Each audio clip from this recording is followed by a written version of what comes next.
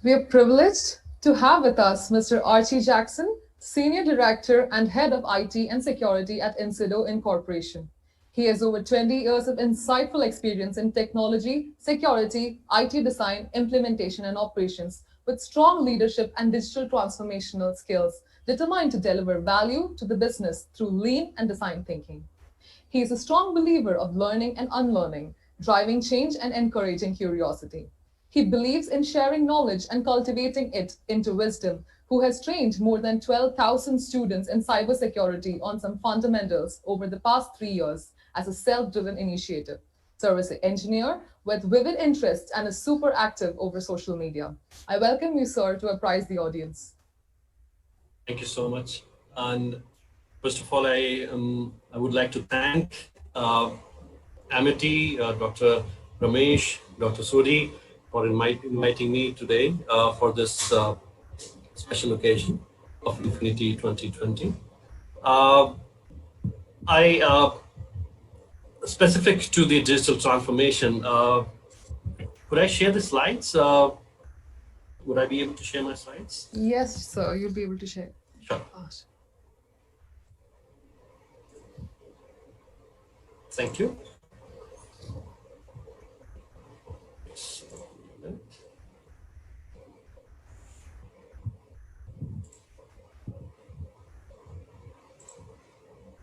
Right. So, especially for the today's session, which is focusing on the digital transformation, especially into business and education. So, I spent around some time to gather all the inputs, and really delighted to have almost nearly around 300 members attending this session. So I wanted to make sure that it should resonate with all of us with equal consent. So I'll start from the basics. A very first basics around transformation. So let's only focus on transformation. What exactly transformation is? So if you look at the basic concept or the basic terminology, it is an extreme change or a radical change into doing something. And going back into our primary education or the basic education that we had, where we learned around energy. So energy cannot be created and it cannot be destroyed, but can be changed from one form to another. From that particular concept, we can understand the transformation. For example, as you can see in the picture here, the potential energy is when you pull the strings of the arrow. So that arrow has a potential energy.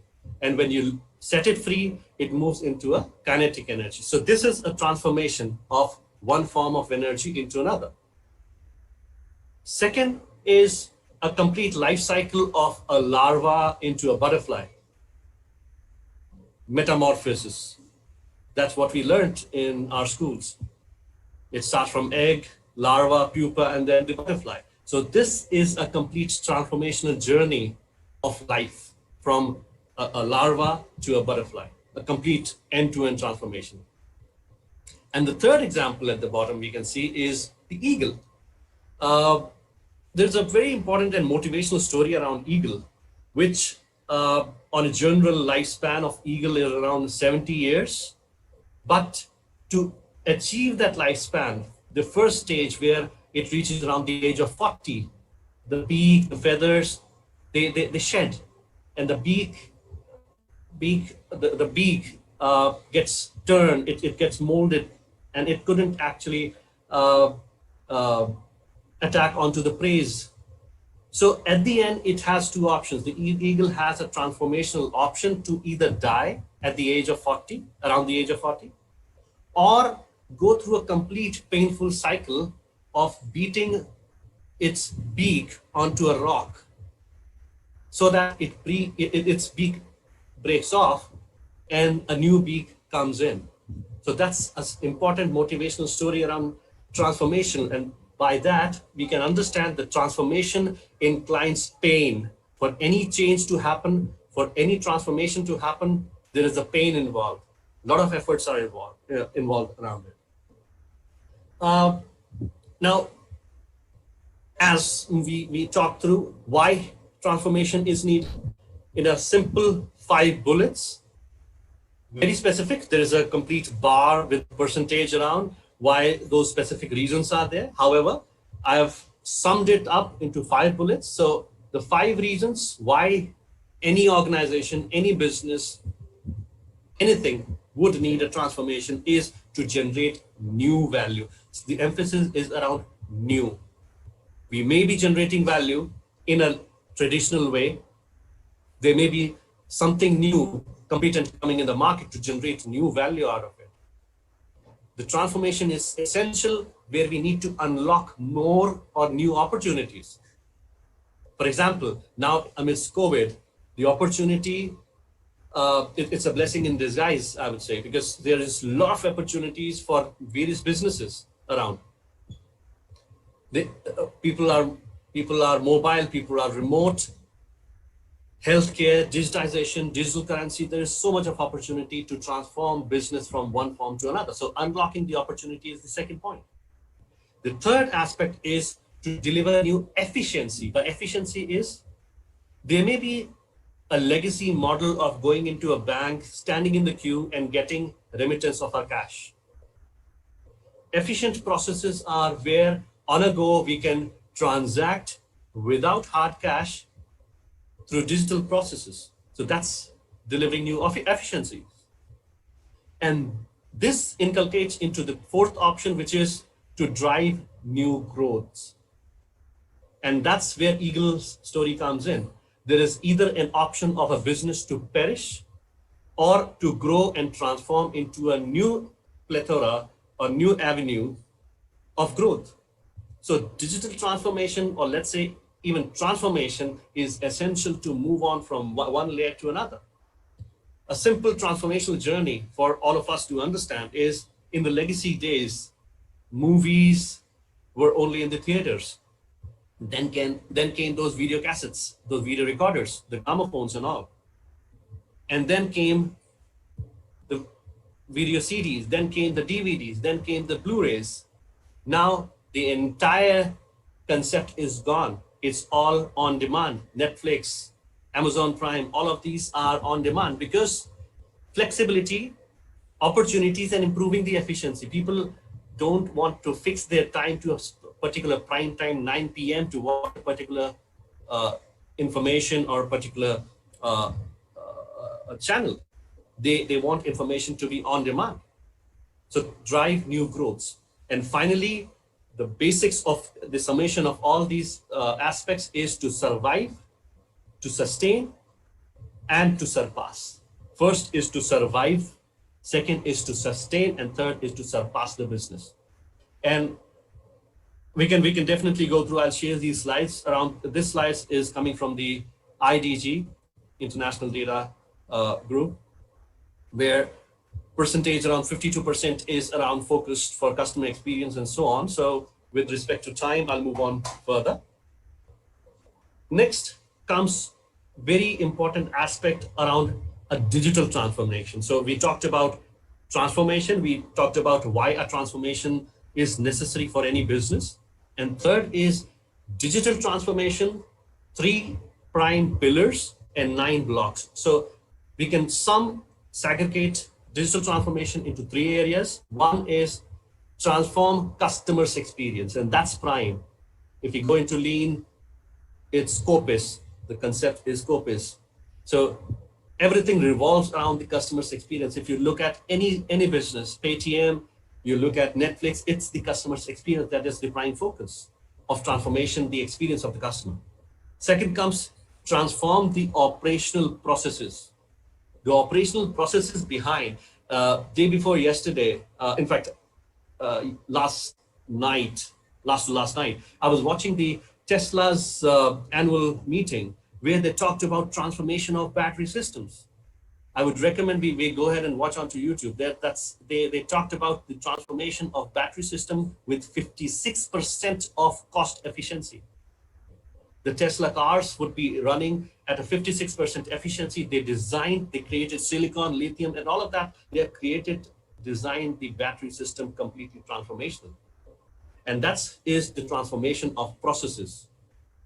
And then comes the transformation business model, the transforming of a business model. So there may be, as we can see, the digital currency, the business model changed from a resident banking system to our mobiles. The further segregation, I'll quickly run through it. It's more around from the customer's experience, anything that we can improve from the customer's understanding through analytics, through marketing, from predictive marketing. So technologies like AI, data analytics, that helps in predictive marketing, looking at what customers needs. Even everywhere analytics is there. While we are onto Amazon searching for a particular, or even just surfing around a particular item, when we go onto Facebook and any other application, that follows us because that's analytics. So it's predictive marketing through analytics, where customers' experience is tried. There is an attempt to capture the customer's experience. Third is around in the operational processes, automation, virtualization, what all can be reduced? Anything that does not require human intelligence. A basic simple concept is anything that doesn't require human intelligence should be automated. It doesn't require important, essential human people to work on those particular aspects. So that's why here comes operational processes transformation. And finally, the model is the modification and looking at the reachability of a particular business model. It may be a, let's say, a digital India process, which is made in India, or digitization of India, which should be globalized, which can be looked at through cloud, through virtualization. With the operational processes, we can get it globalized. So all three pillars are the key drivers of digital transformation, summarizing customer experience, operational processes, and business models. What drives the business transformation? Or what drives the business transformation with the help of digital? Or we can say in simple terms, digital transformation. We got 5G.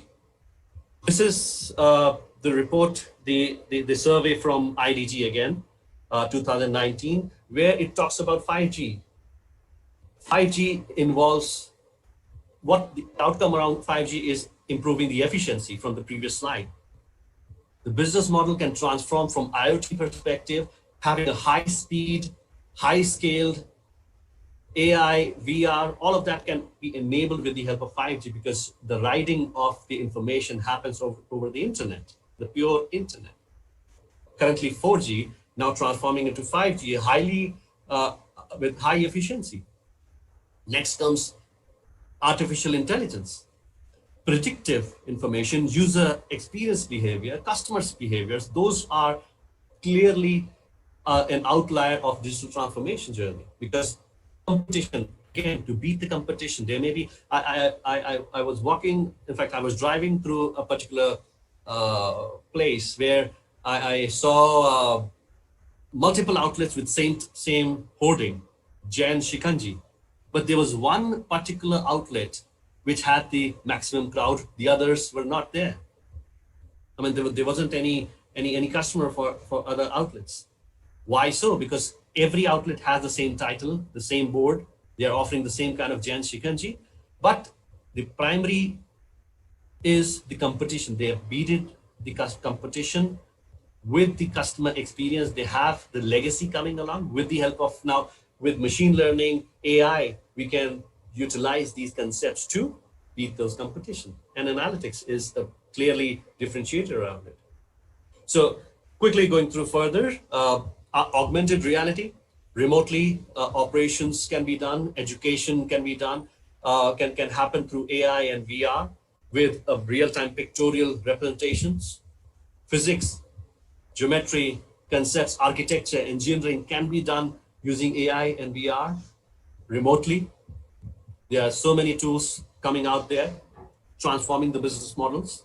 IoT, software-defined storage, software-defined networking. So these are the concepts around defining networking through software instead of using the hardware. Bots, these are the specific, again, as I mentioned, anything that doesn't require human intelligence should be automated. Here comes the bots. The bots are the basic let's say, how to or basic customer experience around customer queries that can be done through the bots. Multi-cloud, that's again for a globalization, using cloud environment for multiple geolocations, expanding the business with the same performance without impacting the customer experience. So the technology, the digital technology that helps enable the digital transformation are some of these from 2019 IDG survey.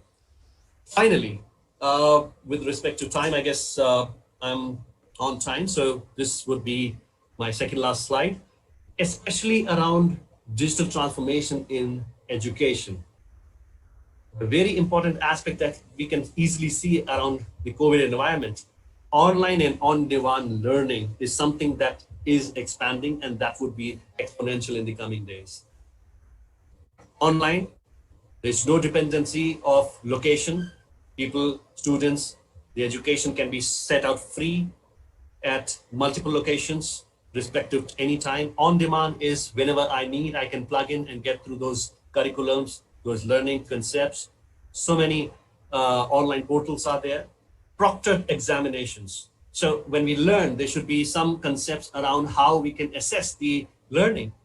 Proctored, remotely examinations are the other concept. There are technology toolsets which enables through video cameras, the screen locking, the user behavior, AI being a very big enabler around proctored examinations is AI and analytics and user behavior, which helps us accomplish the proctored examination irrespective of the location.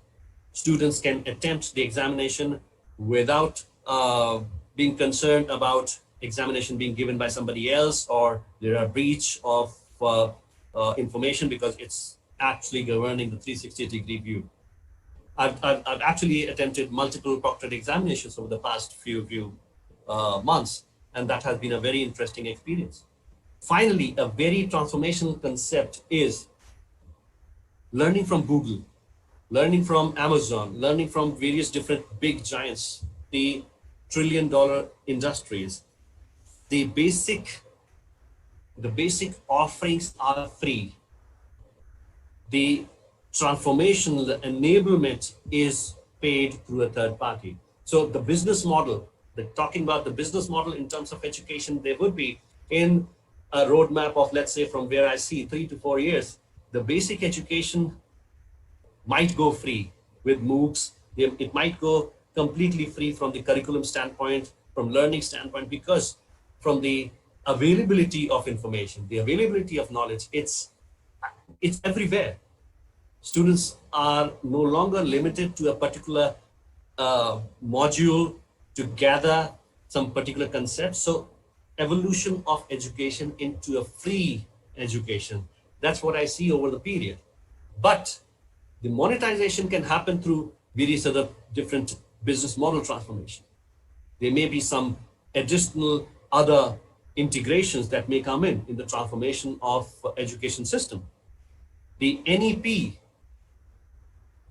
that NEP 2020 around the national education policy that came in, it has a lot of concepts around it, around decentralization, around knowledge, around sharing the concepts, changing the modules of the basic curriculum from primary to further. So all of that have been quite transformational, as we can see from the government standpoint, from the business standpoint, from, a complete 360 degree. What would be the 3 major enablers of transformation of digital business or a transformation of education system in the coming future? 5G, because that enables speed, that enables flexibility, that enables availability across globe. Cloud, decentralization, global virtualization, all that can happen through 5G and cloud. Second is machine learning and robotics. Things, concepts, engineering, all can be done remotely in a virtual environment. Transformation, I can sit out here at my desk at home and perform activities, tasks into a virtual lab, engineering tasks, which may be chemical, which may be engineering, civil, whatever. That enables through ML and with AR and VR, which augmented reality and virtual reality, that enables the complete education system. So three prime concepts, which I see from the transformation of the education system with the digital platforms. Finally, towards the end, I'll close with the point and the terminology of VUCA. My Twitter handle is there. I'm, as mentioned in the introduction, I'm very active socially. So feel free to ask questions over social media or post this session. The VUCA is volatility, uncertainty, complexity, and ambiguity. This concept is very prominent, very important for all of us to understand, because today, I mean, there have been strategical planning, but just look at the COVID scenario. OYO, a business transformation which was actually disrupting the hospitality industry, it went for a toss. The Airbnb actually had a steep fall. OYO, Airbnb, because of the VUCA environment, the VUCA world that's out there. Anything, the long-term strategies are now converted into short-term strategies and goals, so that to reap right ROIs, return of investments, of our strategical investments and planning.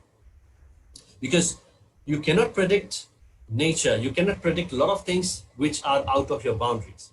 So when we design these strategies around digital transformation or business, VUCA should be considered and should be kept always in mind, because if we have a very long-term goal, there may be other factors that may disrupt the planning, and we might have a quite, I mean, we might experience a lot of stress, turmoil around the planning and evolution of those particular businesses. But those who are entrepreneurs and focusing on to startup journey, into management, into those areas and business planning, VUCA is something which should always be a parallel thought process around any strategic initiative.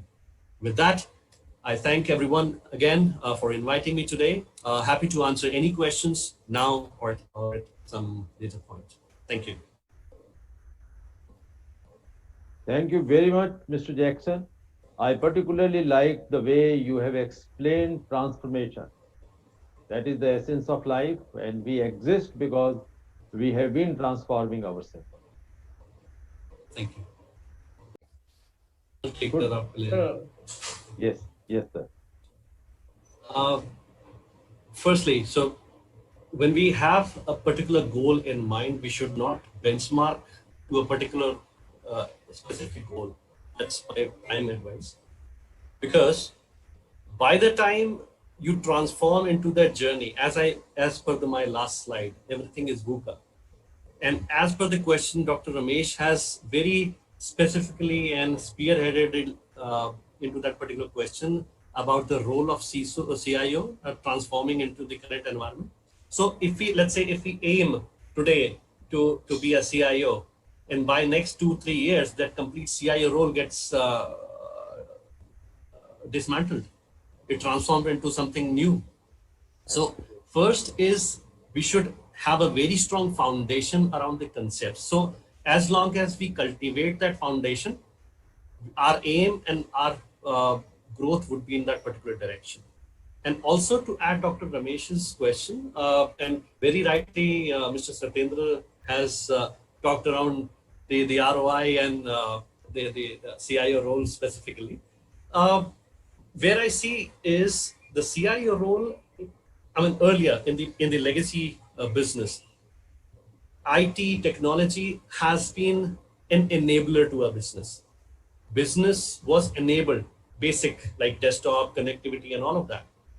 In today's world, as we are talking about the main agenda, which is digital transformation, businesses are riding onto technology.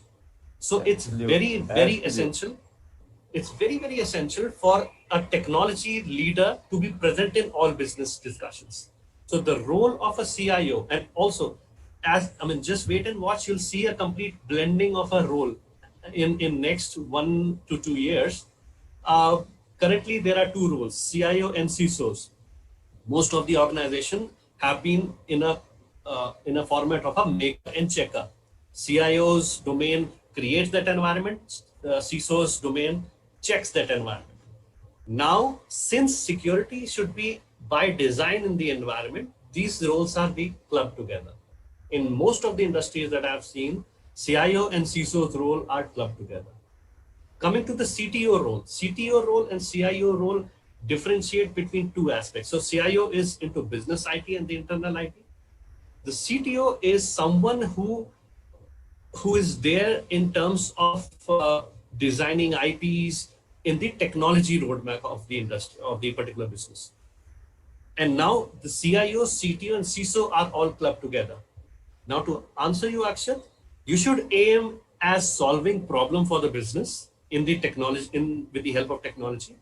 If your roadmap is blended with solving problems with the help of technology security, you would completely go in that particular direction. And by that time you reach there, whatever role that point in time is called, you'll be able to achieve it. Thank you.